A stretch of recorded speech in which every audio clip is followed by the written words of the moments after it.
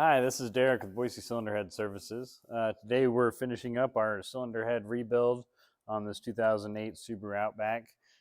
We've done the full valve job, tore it down, uh, refaced the valves, recut the seats, resurfaced the cylinder head after cleaning it up and glass beading it.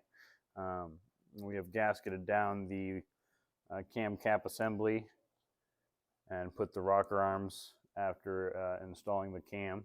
Got this thing all back together. The last part we have left to do is the valve adjustment. So you always want to double check this once it's on the car, but there's a certain clearance that you need between the adjusting screw here and the tip of the valve, right where my finger is, and you'll see a little clear when I put the feeler gauge where it goes.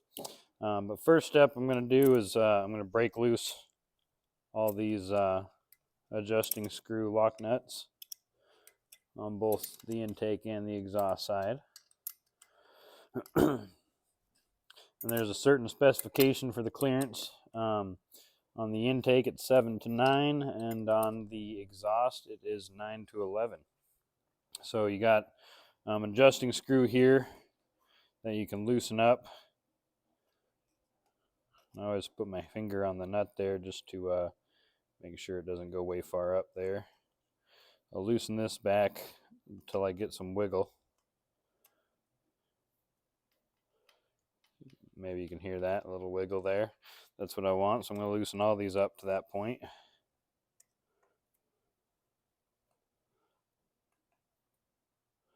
On both the intake and the exhaust.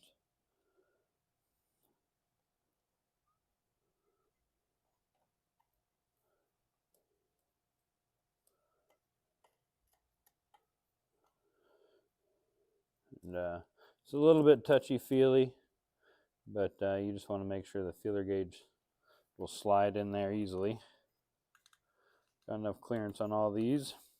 I'll get my feeler gauge out, and on the exhaust it's 9 to 11, so I'm going to get a 10,000ths feeler gauge here, and I'm going to tighten that adjusting screw up to it till it's kind of snug against it. Then I'm going to lock that lock nut and then double check it and make sure we're still within range. So there we go. I'm putting the feeler gauge right there. This one should be able to just sit there.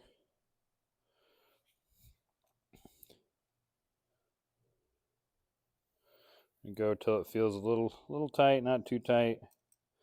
And then I got to hold the screw while I tighten the nut there.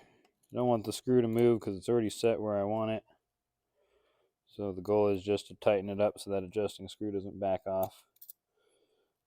You probably want this pretty snug. I'm sure there's a torque spec for that, but there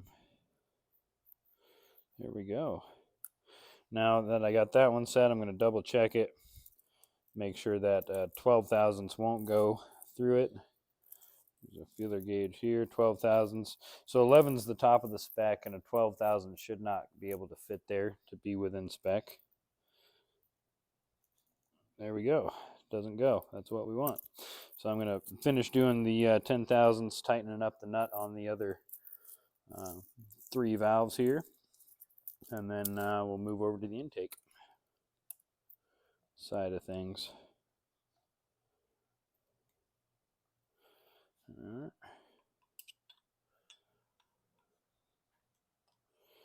And again, if you're doing this at home or something, you'd want to double check this when you get it on the car, on the engine block.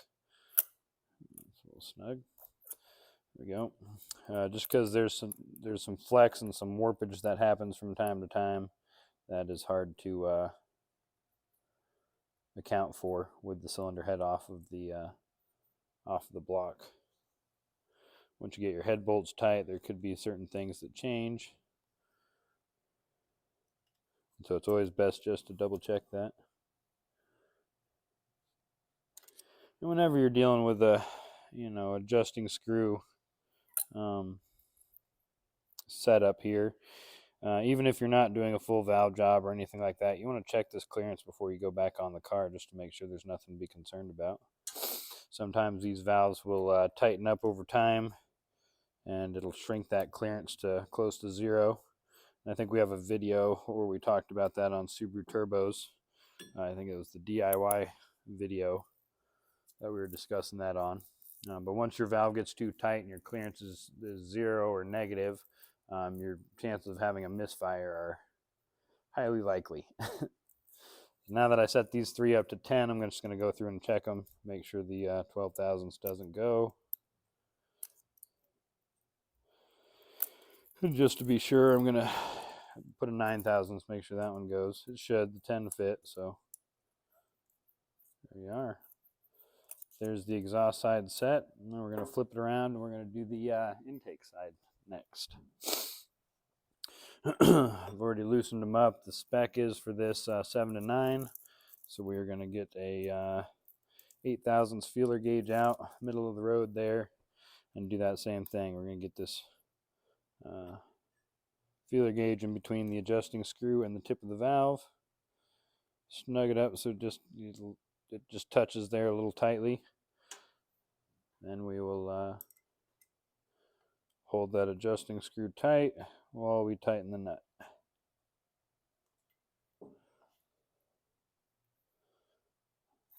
That might be a little tight. Yeah, we'll see. I go middle of the road so that if you put a little too much pressure on this adjusting screw, and it's smaller than an 8 thousandths clearance, you still got 1 thousandths below it within range. So your chances of getting it on the first time are a lot better going middle of the road of the spec. Ideally, you'd probably want it at the top of the spec for that wear I talked about.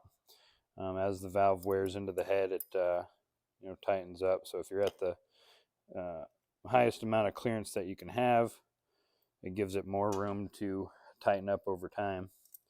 But I mean, if your valve's tightened up 9 thousandths or even 6 thousandths, you're seeing some pretty good wear.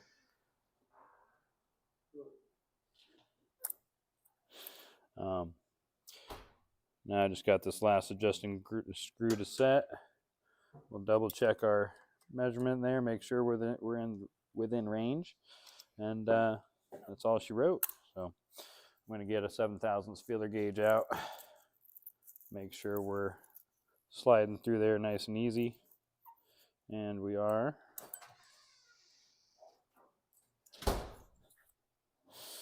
Yeah. We'll do a 10 thousandths feeler gauge here. It doesn't fit.